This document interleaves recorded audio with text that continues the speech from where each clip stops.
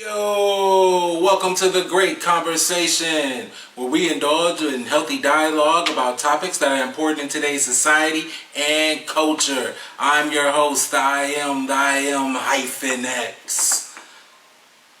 A lot of things are happening here in our city, in our town. A lot of people are becoming more vocal, and we're in election season. And a lot of people are running for office and looking for our vote. And today on the Great Conversation podcast, we have former assistant state's attorney Paul Carpenter with us today. How you doing, bro? Great. Thanks so much for having me. Hey, thank you for coming on. Sure. Really appreciate that. Now, tell us who you are, where you're from. Sure. Let's get to know you. Sure, thanks. My name is Paul Carpenter. I'm the Democratic candidate for Winnebago County State's Attorney. I'm from 2011 up until last week, I worked in the State's Attorney's office. I mainly worked in the Civil Division, which is a lot of people, there's a couple different parts of the State's Attorney's office. Okay. Most people know that the State's Attorney is the chief prosecutor for criminal offenses, but they're also the lawyer, the legal advisor for different county departments and elected officials.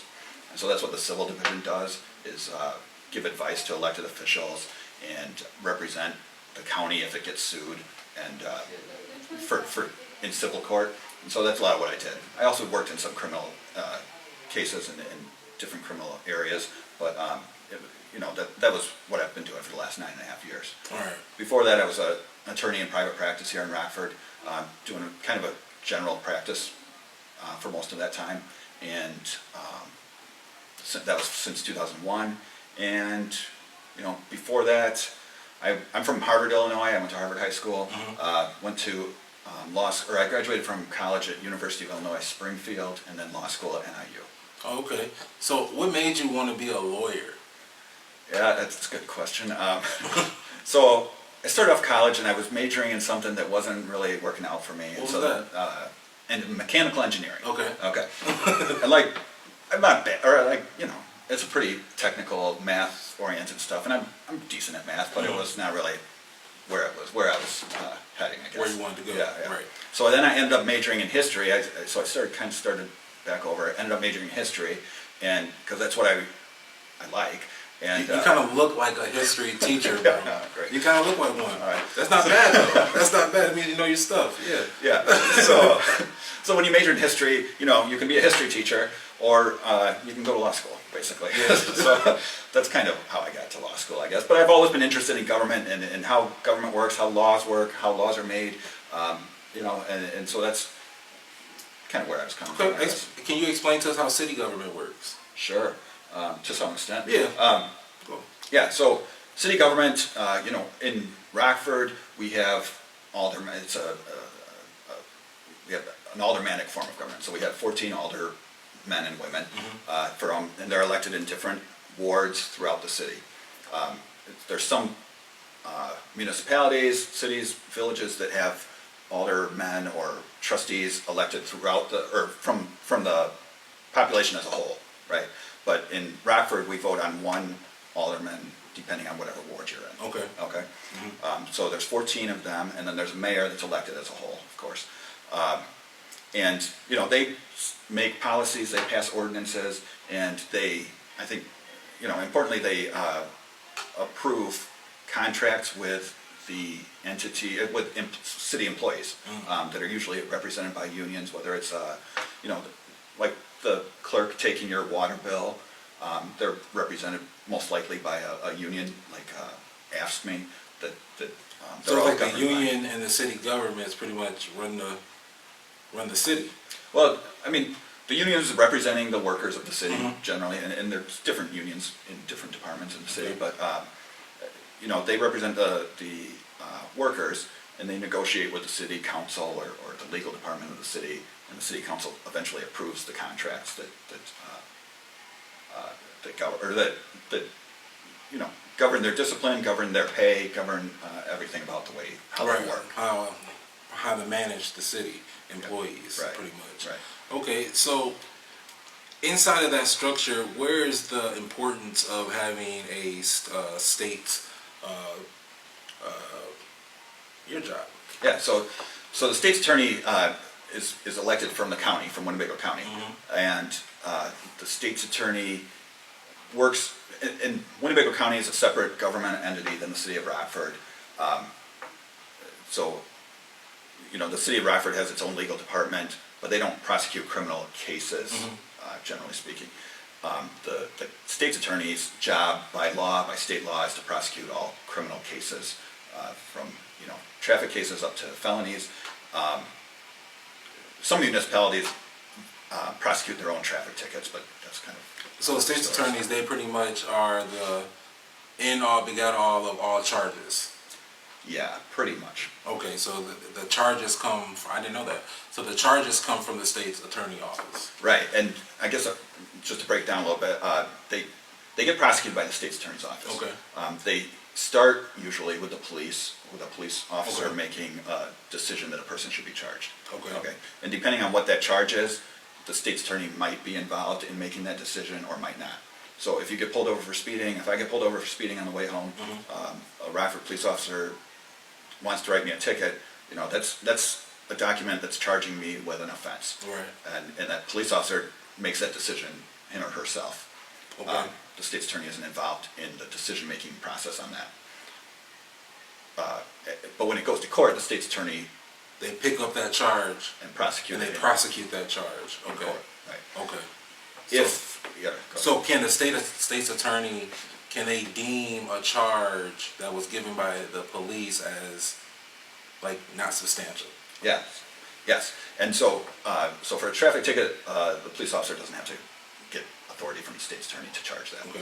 For a misdemeanor, the police officer doesn't have to get the authority from the state's attorney to charge that. And so a misdemeanor is any charge that is punishable by up to 1 year in jail. And so DUI, a first-time DUI is a Class A misdemeanor.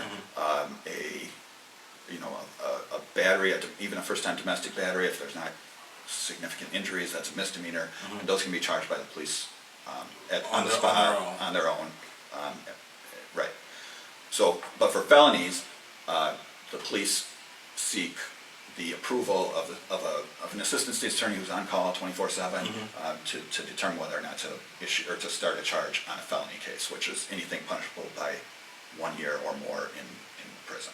Okay, so in a misdemeanor, the cops can just, they have all the way up until a misdemeanor, we don't really need to seek out permission?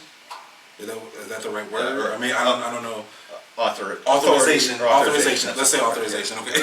They want to seek authorization, but anything for a year or more, they have to get authorization for that. Yeah, that's the procedure in Winnebago County. Okay, in Winnebago County. So if they weren't to get the authorization, the state's attorney can just say, no, that's a no-go. Yeah, and the state's attorney can make that decision anytime, by the way. They can authorize a charge today, and then when they get the reports, over the next couple of weeks and look at the facts, they might say, oh, you know what, this shouldn't have been charged anyway. We're going to dismiss it now. The decision to authorize a charge isn't, they don't have to, the state's attorney doesn't have to live with that charge or that decision forever, just for whatever that's worth. But yeah, the state's attorney can decide on that traffic ticket or on a misdemeanor or on a felony at any time to decide not to charge that or to continue charging that case anyway. Okay. Or prosecuting that case. All right, we're going to hold it right there just for one moment. You're listening to the Great Conversation Podcast, and we'll be right back. Our clients are dedicated entrepreneurs with high expectations for their product or service and deserve a marketing company that does the same. Roots and Branches Mobile Marketing is dedicated to the growth of your small business, and we take pride in assisting our clients in growing their business from the soil up. It's on our mind even before our first cup of coffee.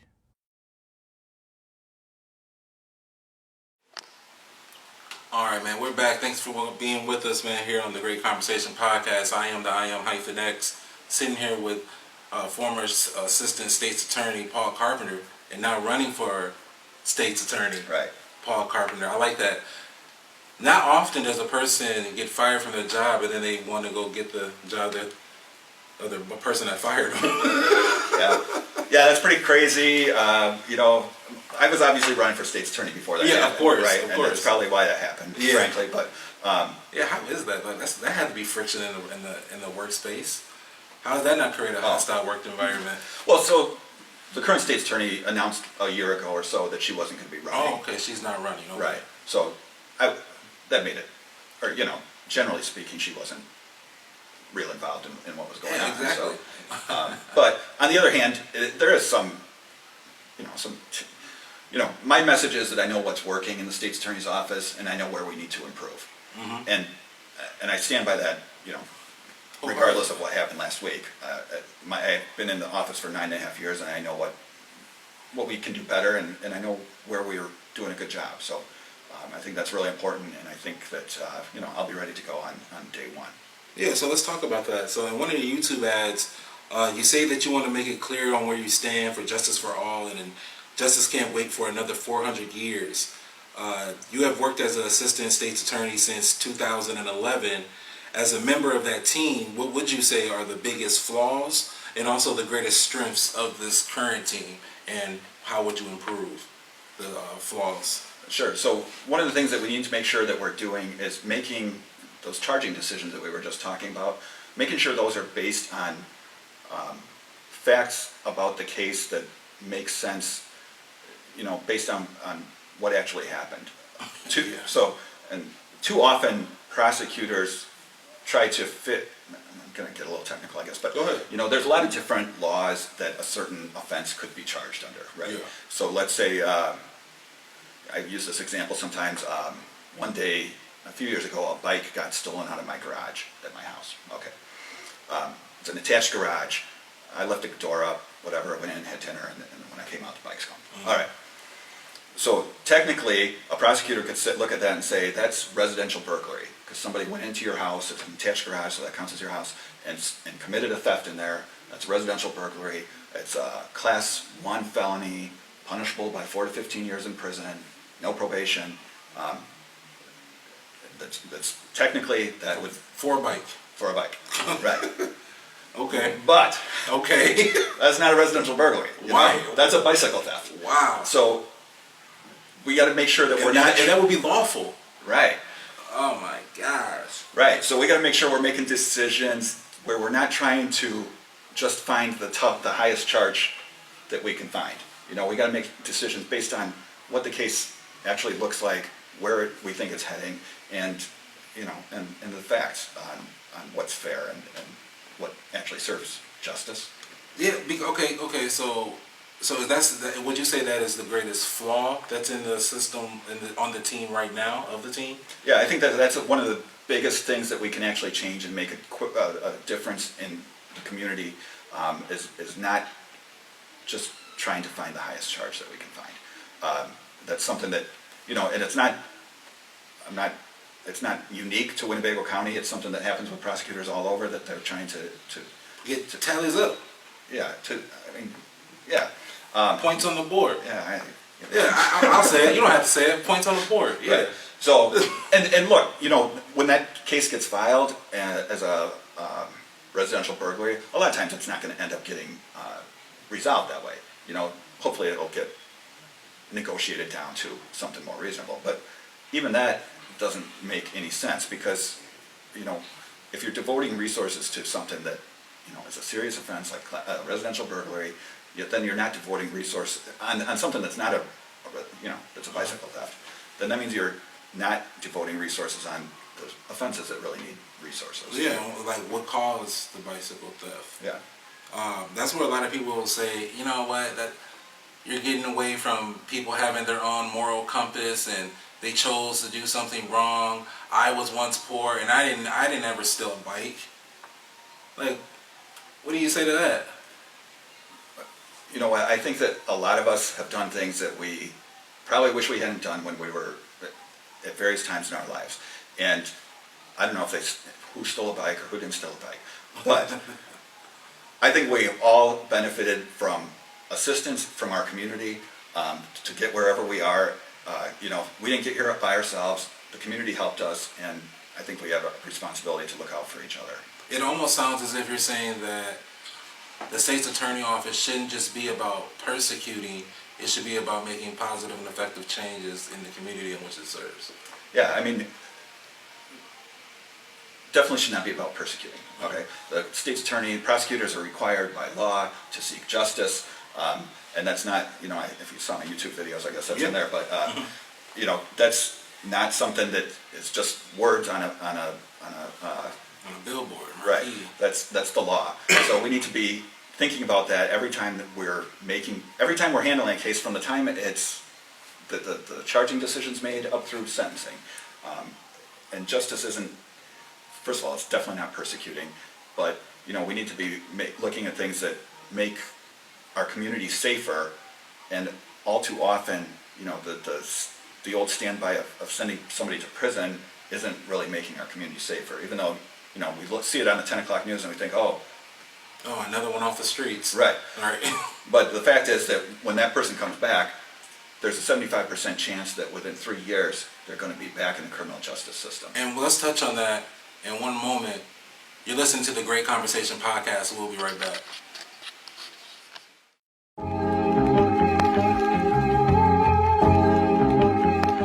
With my job. A lot of single mothers raise boys into men that they wouldn't even want to date. Well, no. Okay, I'm gonna tell you this.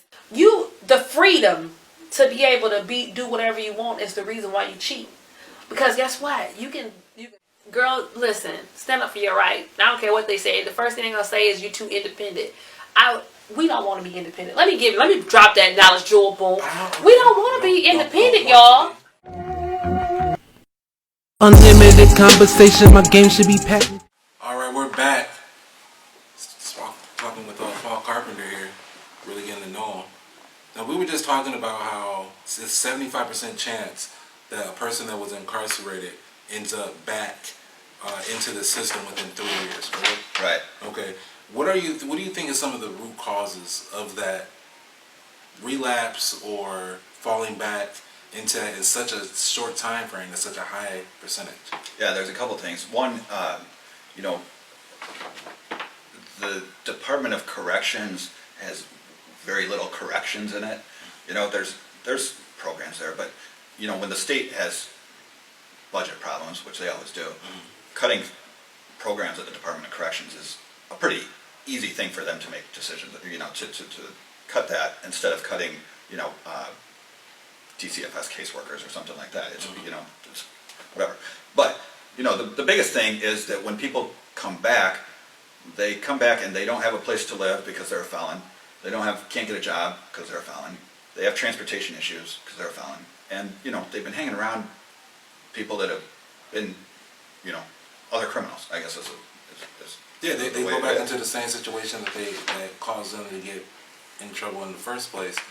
But like you said, they come back out, they go into the Department of Corrections, there's no correction. They come back out into a system that has no correction in it. They're constantly reminded that you can't have a place to live, you're a felon. You can't have a job, you're a felon. Like, what other options are available? What could you as a state's attorney do to help people in that situation? Well, the biggest thing that we need to do is try to use community-based resources to minimize the number of people that are going to prison. Mm-hmm. There's people that are, we talked about a little bit about root causes of crime, but when we're talking about people that have mental health issues, that have drug addiction issues, we need to be getting those people into the specialty problem-solving courts that address the drug addiction, that address the mental health issues, that keep people in the community, hold them accountable for their actions, but give them, help, resources that they need to solve these problems so that they're able to become or continue to be, contributing members of our society, of our community. That's what makes communities safer. That's what makes us all safer, is when people, can get jobs. Okay, so we said that we're in a crisis. There's no money. The state's always broke. Where's this money going to come from for these community-based programs to help rehabilitate and give opportunity to citizens to be productive members of society? Yeah, so it's a lot cheaper to put somebody through drug court or mental health court than it is to send somebody to the Department of Corrections. Wow, they don't tell you that. Right. Yeah, it's $37,000 a year to send somebody to the Department of Corrections. And like I said, there's a 75% chance that within 3 years they're back in the system. So you send somebody to prison for 5 years, that's, I think that's $185,000. Yeah. And there's a 75% chance that they're going to be back. That's not a good investment in our public safety dollars. That doesn't make good business sense. Right. How much is it for the other way? Yeah, so it's about $6,000 to put somebody through a mental health court or a drug court. And if they successfully complete it, the chances of them reoffending within 3 years is 15-20%. What I'm trying to understand is who makes that decision? Yeah. Who makes that decision to say, okay, guys, we're gonna go ahead and spend 37? Well, then maybe they're not footing that bill. Well, so that's one of the big Yeah. problems. Is there's kind of what I call a perverse incentive for counties to send people to the state Department of Corrections, because the counties aren't paying.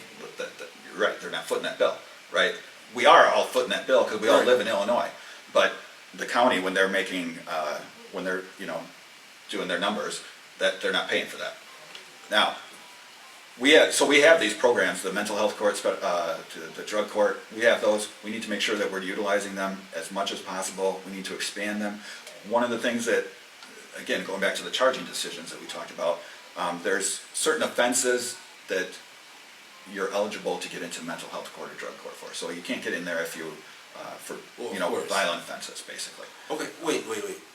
Because I'm trying to understand. I'm just an average Joe, Yeah. So, the police officer can make a charge without authority from the state's attorney for misdemeanors, which are a year or less. Right. But they need authority for felonies that are a year or more. Right. Okay, and through convictions, there's a $37,000 conviction sending someone to the state, opposed to a $6,000 bill for someone to go into a successful drug court or specialty court, and we have to pay for that because of these decisions. Because of why? It sounds like human trafficking. It sounds like people are being pimped. It really does. Like, I can't think of any other way to say it. Like, it's just, Yeah. that's human trafficking. Well, yeah. Like I said, it's this perverse incentive to send people away instead of trying to address problems. So what's And the incentive? What's the incentive for to send them away? Yeah. Because if we send them to there, it doesn't come out of the county budget. Or the county court budget, whatever. Yeah. Okay. So So That's they're what- trying to keep the numbers down I here, don't- but you know. it's like shifting numbers. Yeah. I would like to think that they're not looking at it that way, but I also think that we need to make sure that I would like to see the state do something to eliminate that incentive to send people away, because it's not just Winnebago County that's looking at that. Of course, it's how it works. It's the system of how it works. Yeah. So That prison system is something deep. Like, them numbers just kind of knock me out. yeah, Like, wait, what? So they're making us pay $37,000 for every conviction that they tally up, because they're not seeking justice, they're seeking conviction, because they can, for a bike robbery, give 14 years if they wanted to. yeah. Well, so I'll just throw out there that the felony is punishable by more than 1 year in prison, but you can also get probation for Correct. most felonies. And again, probation is keeping people in the community. It's keeping people,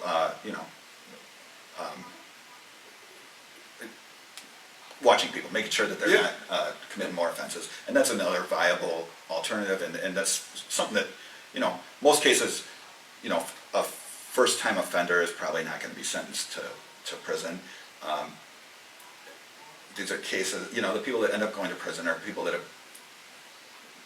not been successful on probation previously, generally speaking. But that doesn't mean that but a lot of times they're people that didn't get the option to participate in the mental health court because of various reasons. Maybe the crime that they committed wasn't under the statute of mental health, Right. but they could still suffer from a mental health. Yeah, there's that, and there's also, mental health is pretty wide term, and I think that sometimes when they're making decisions about who's getting in, they don't look at it as wide as they should. So, post-traumatic stress disorder from witnessing trauma when you're a kid, that's a mental health condition that we need to make sure that we're, Or getting beat by the police. post-traumatic stress disorder. Yeah. A lot of different. Anything that causes any type of distress to you Yeah. and sticks with you, even afterwards, it can be triggered by a smell or a tone or something that you may see. So yeah, I think they do, like you said, they need to really, because when an average person on the street says, I have post-traumatic stress syndrome, nobody believes them. And I think that's an issue. I think that it does have to be monitored more closely, and treatments need to be a little bit more successful. And in order for that to happen, they have to be funded better. I understand how mental health and arts are always like the first things to get cut. Right. And then, like, God, Lord forbid if you start cutting sports. You know what I'm saying? Like, right. like You could always find millions of dollars for sports, but finding mental health services yeah. is a big I problem. mean, gladiator society. Right. So the Cook County, they have created like a portal to report excessive force against the police. Yeah. Is this a tactic that your office will be willing to adopt in your campaign if your campaign is successful? Yeah, and I put that. By the way, there's an article in Register Star on Sunday where they had asked me and my opponent questions about things, and that was one of the things that I did put in that article. So yeah, that's something that I looked at that, and I think that's something we can do. It's it's for police committing criminal offenses, so that would include excessive force, Yes. battery, stuff like that. And what that means is the state's attorney doesn't investigate it. It still has to get referred out to get investigated by somebody. Correct. Okay. I would like to see that get referred out to an independent agent. If you have a complaint about the Rockford police officer doing something, I would like to see somebody besides the Rockford police investigating that. Like, okay, so like, who would you like to see that with? Is it another fraternity brother, like the one at Bago County or the Beloit Police Department? Do you want them to do it? Yes. Do you want them to do it with a conjunction of maybe another committee? Like, how would you want to see that done? Well, so what I would want to see it done is by, right now, what it's going to have to be done is by an existing agency, either the sheriff's department, the state police, or a neighboring municipality, something like that. Ultimately, what we really need to do in Illinois, though, is have an independent agency under the state police or something else, or under the Attorney General's office that investigates complaints about police misconduct. It's a big problem, and it's a big problem because, and we've all heard it, that the police are policing themselves. Yes. And And that's I think that's why I'm saying, like, I think that would be an issue, that if you leave the police to be investigated by some other police. So I understand the legal of it, I understand that, but at the same time, in conjunction with maybe another type of committee, community relations committee, people from the community. Yeah. I think that's the biggest issue. I think the police think that their job is to police over us when it's to protect and serve us, and that doesn't necessarily give you the authority to rule with an iron fist. Yeah. Because a lot of people, like you said, when you just said this portal will be for reporting offenses against police officers involved in criminal activity. People don't understand that police officers are private citizens first, and they can be involved in criminal activity. It's almost like we put them on a pedestal that they're police officers. You know what I'm saying? It's like a fireman setting a fire. You don't think about those things. So I think that was very good that you put that in perspective, because police, not all police officers are good people. Not all of them are, and that's just the honest truth. Because not everyone's good. right. So the other part about that I think we need is a community review board. That's something that I advocate for all police agencies to have a community review board to investigate those complaints. How would you like to see that? How would you like to see that community review board picked or elected?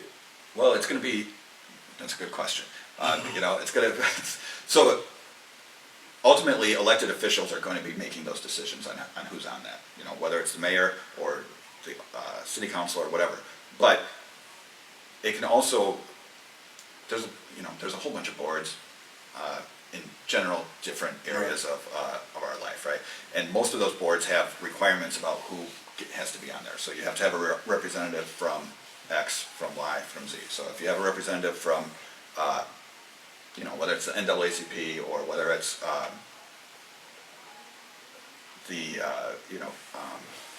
trying to think, like a domestic violence agency, like Regency or something like that. Yeah. Okay, so you're saying like pretty much what everyone's talking about is that pretty much the aldermans or whoever some elects, they will be appointing the community relations board.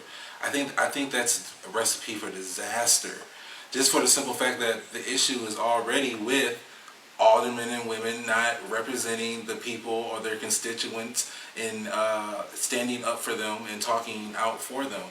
How can we trust a person that someone like that appoints? Well, so most of these boards that I'm talking about, I'm talking about the Community Mental Health Board, Winnebago County Community Mental Health Board, the Rockford Airport Board,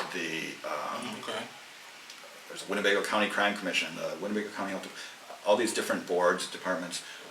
Usually what happens is the mayor appoints somebody and then the county or the council approves them. Okay. Ultimately, I understand that we have problems and disputes with our elected officials. That happens all the time. But they're the ones that we can actually address and change. And I'm willing to listen to other ideas on where to come up with the people on the board. But they're the ones that are. No, that's an idea. I never thought of that way. Because when you say boards, I'm just thinking, okay, the aldermen are on all types of boards. Because I only know this much. You know what I'm saying? But you're opening and showing me that there's more to it. Okay, we have other boards. The Airport Commission Board, maybe that. Because what I'm concerned about is making sure that someone like me is represented. Yeah. You know what I'm saying, in that community relations board. Because no matter where, you know what I'm saying, or how the person is picked to be on the board, they have to be able to connect with the ones that are being charged, the ones that are affected by what's going on. You know what I'm saying? You can't just be like trying to understand. You have to already know. You know what I'm saying? So it has to be, the community relations board should reflect the person's peers. That's what I'm saying. In a nutshell. That sound good? Yeah. I'm on board with that. That sounds good. So let's see here. I got a couple more questions here for you. Now, where do you stand on officers that are charged in domestic violence cases receiving firearms and badges back? Well, so I guess it depends on where they're at in the process of the domestic violence charge. Okay. A person convicted of domestic violence generally is not allowed to have a weapon or to own a gun. If we're talking about, after a person's charged before they're convicted, Yes. and they're a police officer, so they're innocent until proven guilty in court. Correct. But their job, they can still be subject to reasonable discipline or repercussions in their job before they're convicted, I guess. So that's kind of an issue between each department, and again, this is another whole thing about how each department has different contracts with their police officers and whatever. But if you're many times in a domestic violence case, there's a condition of bond that you don't have any weapons. Correct. Right? That's what I'm going to get Okay. to. That's what we're going to get to. But the question is, how we understand that in every other aspect. If you get a snotty attitude from a fast food worker, you know what I'm saying, you're like, why you have such an attitude? You know what I'm saying? Yeah. You get it from someone in a suit, it's just kind of like, I guess this is how he is, things like that. So let me ask this question. So, Yeah. because you seem like a community. I met you one time, Right. you know, and it was real brief. But you seem as if you're a community-oriented type person. That's what it seems to me. So, what are your thoughts on? Because I know you don't have any power to do this, but what are your thoughts on making the police union contract negotiations public with the influence of the community? Yeah, I think that's important. I think that, did you say the negotiations? Yes. Yeah, that should be public. I support that. And that's, yeah, like you said, I can't do that by waving the wand, but that's something I support. I'd advocate for that. And I think that, I don't know, we'll see. That's something that state legislation should mandate, in my opinion. Yeah. Whether that actually happens or not is another question. But even without that, I think it can still be done. It just takes some political Because it's momentum. like to me, it's like the police union contracts are just there to protect officers and not hold officers accountable. I think everyone needs to be held accountable in any position. If you were to win, but it doesn't stop with the vote. You know what I'm saying? Now it starts with, okay, Paul, this is what you told us you're running on, and now we're gonna hold your feet to the fire, and we want to see those things happen.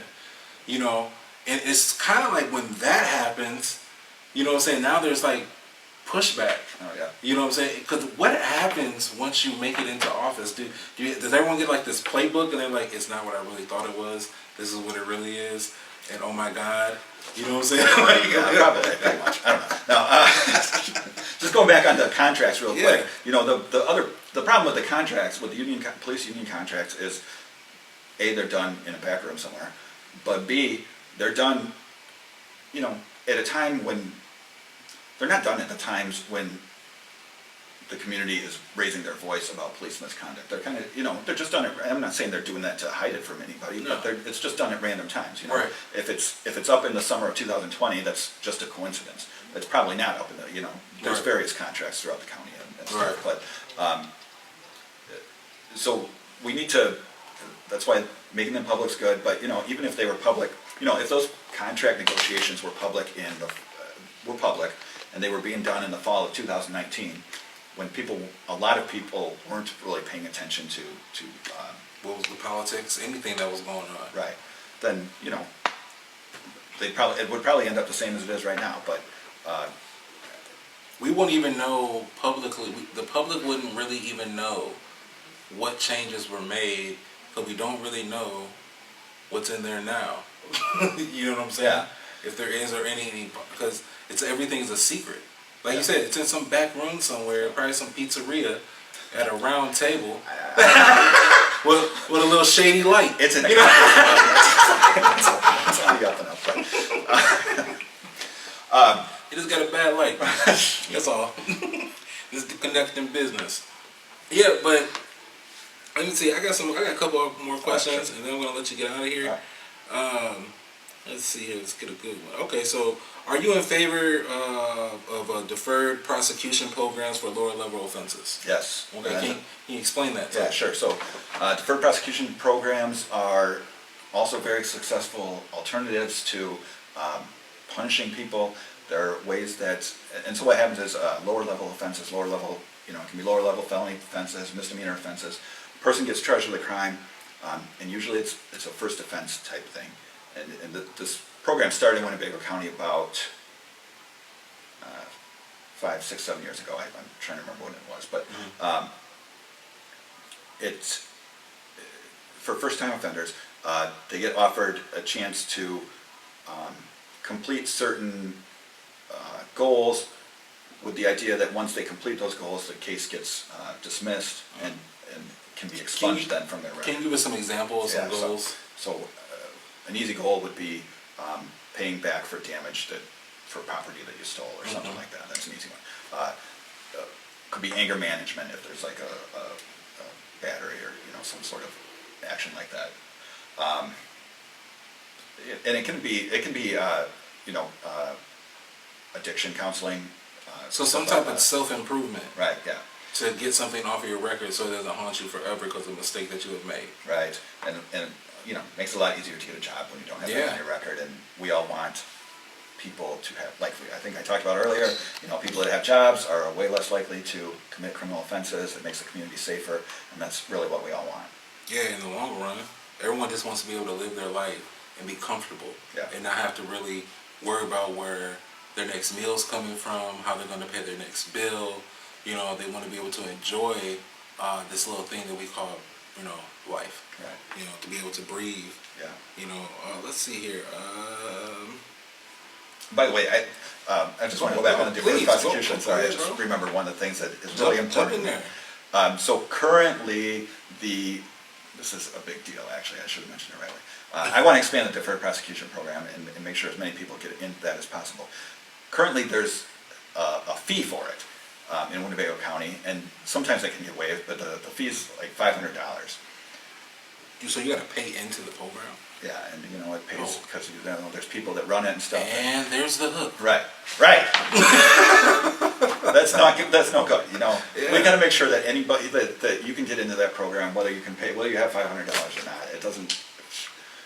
This is about people being able to get jobs, and it seems like you're punishing the people who already don't have a job because they can't come up with $500. That's not right. So I want to make sure that we, at a minimum, either eliminate that fee or do a sliding scale or something like that, so that we can money isn't an obstacle to people getting in that. And one last question for you, Paul. As a father of a black male, how do you prepare him for the injustices of America towards black males? How do you prepare him? Because you are his father. Yeah, so I've got a 16-year-old son who's black.